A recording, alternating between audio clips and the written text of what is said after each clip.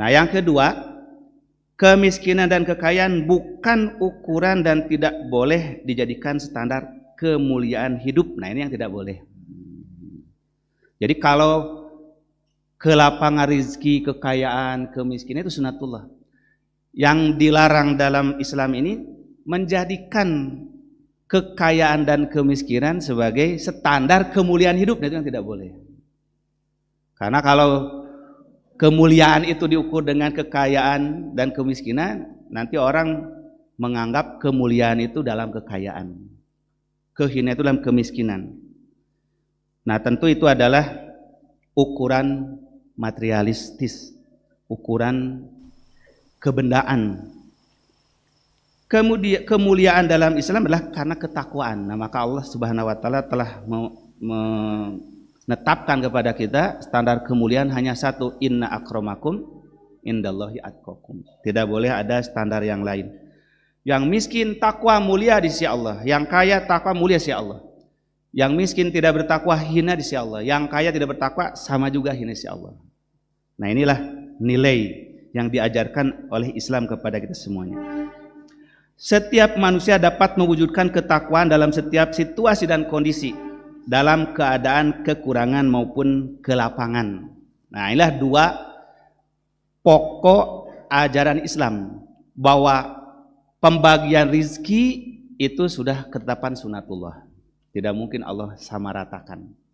Yang kedua, tidak boleh seseorang melimpah dan kurangnya rizki dijadikan ukuran standar kemuliaan. Nah, itu ajaran Islam.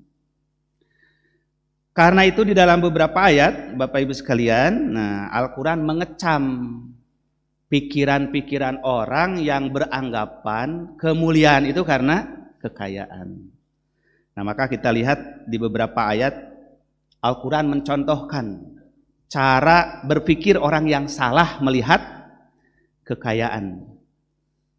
Fa'ammal insanu idza mabtalahu rabbuhu fa'akramahu wa na'amah fayaqulu rabbi akraman.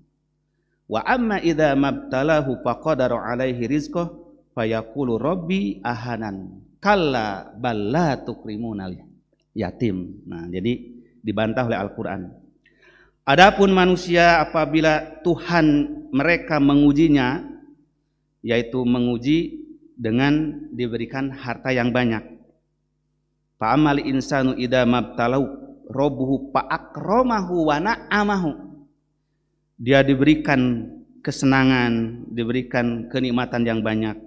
Fayaqulu rabbi akraman, maka dia dengan bangga mengatakan, tuh Tuhanku memuliakan aku kan, menyayangi aku. Nah, jadi itu. Kalau saya orang salah, enggak mungkin saya diberi nikmat oleh Allah sebanyak ini. Jadi dia mengukur karunia dunia itu sebagai kasih sayang Allah. Nah, sebaliknya wa amma idza mabtalahu faqadara alaihi rizqah, disebutkan lagi kalimat qadara di sini. Adapun apabila diuji dengan dikurangkan rizkinya, fayaqulu rabbi ahanan, maka ia mengatakan Tuhanku menghinakan aku. Nah, jadi Al-Qur'an menyebutkan ayat ini, Bapak sekalian, itu maksudnya untuk menyalahkan bahwa cara berpikir itu salah gitu. Menganggap dimuliakan Allah itu karena dimanja dengan harta. Menganggap bahwa tidak disayangi Allah karena dikurangi rizki. Nah, itu cara berpaham yang salah. Begitu pula di ayat yang lain. Nah, ini kisah Qarun. Nah, Al-Quran mencontohkan orang-orang yang keliru memahami melihat kekayaan di zaman Nabi Musa, zaman Qarun. Qala innama utituhu ala ilmin indi. Qala, berkatalah siapa Qarun, orang terkaya di masa Nabi Musa. Ia mengatakan innama utituhu ala ilmin indi. Aku diberi kekayaan sebanyak ini karena ilmuku. Nah, apa pelajaran di ayat ini? Ada orang-orang beranggapan bahwa dia bisa sukses bisnisnya, kaya raya itu karena kepintaran dirinya semata. Nah, inilah cara berpikir Qarun itu yang begitu.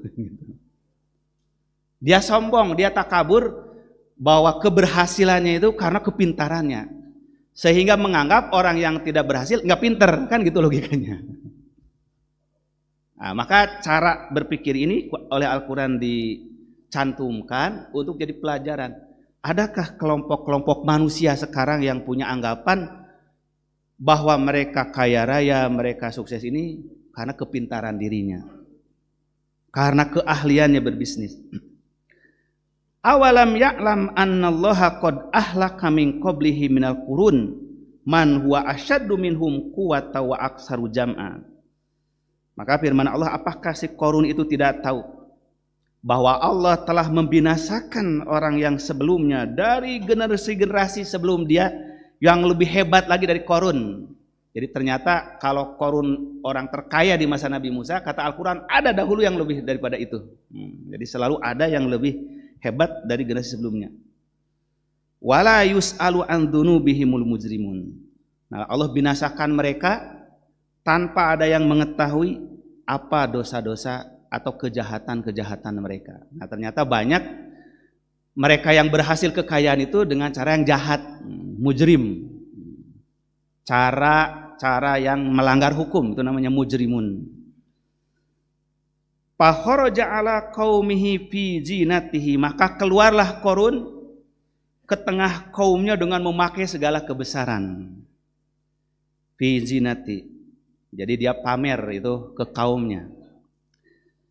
Qala alladziina yuridunal hayatad dunya. Nah, maka orang-orang yang tertarik dengan kehidupan dunia langsung mengatakan, ya laitalana misla ma utiya Qarun. Duhai sekiranya kita juga sukses seperti Qarun ya. Nah, jadi banyak orang-orang yang tertarik dengan kemewahan dunia, begitu melihat orang-orang yang diberi karunia harta banyak oleh Allah, langsung di hatinya mengatakan, kenapa kita tidak sukses seperti Qarun? Seandainya kita juga bisa seperti dia. Nah, artinya dia tergiur dan menganggap itu sebagai kemuliaan. Maka ia mengatakan, innahu ladu hadin adim, sesungguhnya dia telah memperoleh karunia yang besar. Wa qala alladziina utul ilma. Nah, ini berbeda dengan orang-orang yang diberi ilmu, tidak mudah terperdaya, tidak mudah tergiur dengan kemewahan Qarun itu. Maka kata mereka para ahlul ilmi, wailakum, celakalah kalian. Kenapa berpikir begitu? Kenapa menganggap kemuliaan ada di dalam kekayaan? Kata mereka, sawabullahi khairun liman amana wa amila solihan wala yulaqaha illa sabirun. Pahala yang Allah siapkan bagi kita, bagi orang yang beramal soleh, itu jauh lebih besar daripada sekedar kekayaan materi. Dan itu tidak diperoleh kecuali orang-orang yang sabar di dalam kehidupan. Fakhosabna bihi wa bidarihil ardo. Maka kami tenggelamkan itu Qarun wa bidarihi, dengan rumahnya yang mewah itu, al ardo, ke dalam bumi. Fama kana lahu min fi'atin yansurunahu min dunillah. Maka ternyata tidak ada seorang pun yang bisa menolong dari azab Allah. Nah, jadi sebanyak apapun, sebesar apapun kekayaan yang dimiliki oleh seorang manusia, ternyata tidak bisa menyelamatkan dari bencana.